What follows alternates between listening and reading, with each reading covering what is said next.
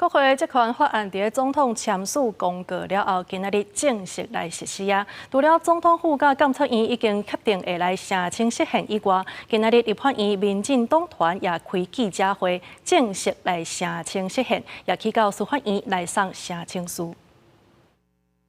拉弓已满，我们首发射箭，宪法已经失血了，宪法进入 ICU 加护病房，宪法即将装上了ECMO，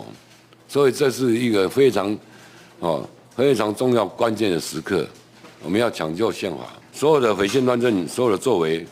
因为已经侵犯到行政权，侵犯到司法权，侵犯到监察权，所以它是一个绝对是现成怪兽，这个一定要紧急处分。